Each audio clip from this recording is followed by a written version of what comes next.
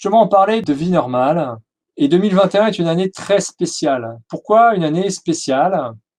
C'est la fin d'un cycle de 9 ans. Je vous parlais tout à l'heure un petit peu, pour ça je vais passer rapidement là-dessus, sur 2012. Alors 2012, c'était la fin d'un grand cycle, mais d'un cycle de 26 000 ans à peu près, entre 26 et 27 000 ans. C'est pour ça que les Mayas avaient dit c'est la fin du monde. C'est la fin du monde, mais c'était la fin d'un monde en fait. Et comme les vibrations ont suffisamment évolué, je dirais, surtout ces dernières décennies, parce que je crois que c'est vers 1946, la mesure a lieu tous les 25 ans en fait. Donc, il y avait une mesure en 2012. Donc, vous voyez, il faudra revenir un petit peu en arrière. Elle a vu dans les années 80. Vers dans les 40 et après 50 ans plus tard, il y a eu une telle évolution que là, les énergies ont changé et il n'y avait plus de fin du monde qui était programmée.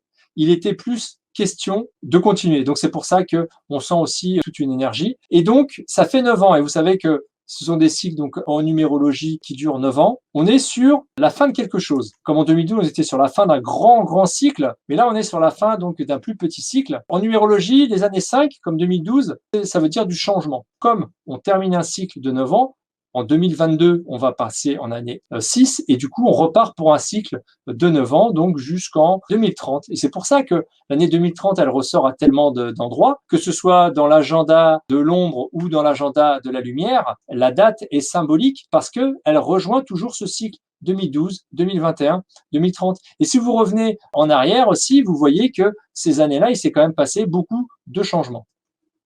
Il y a aussi, en même temps, cette année-là, il y a des cycles solaires de 11 ans avec une forte activité en rayons gamma. Les rayons gamma permettent aussi de recharger la Terre au niveau des énergies. Ça, au niveau de la science, ils arrivent à les mesurer. Par contre, il y a des choses, ils savent pas non plus d'où ça vient parce qu'il y a des rayons gamma qui viennent aussi pas forcément du Soleil. Pour faire simple pour ce webinaire, en gros, c'est aussi le Soleil qui est vraiment là en forte activité pour aider aussi la Terre dans son changement. Parce qu'il y a beaucoup d'énergie dans le sens où il y a beaucoup d'émotions, il y a beaucoup de gens qui se remettent en question, il y a beaucoup de gens qui remontent leurs vibrations intérieures et de ce fait, toute cette énergie est nécessaire et nous aide aussi à notre ascension. 2021, ça tombe aussi à ce moment-là. Il y a déjà ces deux éléments-là qui fonctionnent avec le Soleil et ce cycle de 9 ans.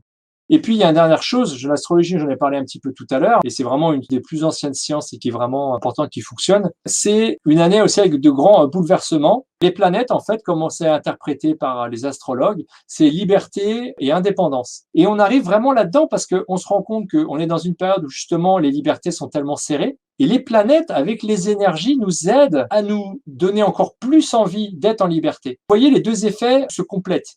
Dans un sens, on a l'impression d'être moins libre et on a la force des planètes pour nous donner envie, pour nous donner la force et le courage de revendiquer notre liberté et notre indépendance. Tout ceci arrive en 2021. Pour l'astrologie, je vous dis, je suis pas astrologue. Moi, je reprends des informations que j'ai pu voir sur des gens qui sont très qualifiés. Je vous invite après à aller voir plus loin directement en astrologie, ou peut-être que vous suivez déjà des gens à ce niveau-là, et voir vraiment que 2021, et c'est vraiment une année spéciale.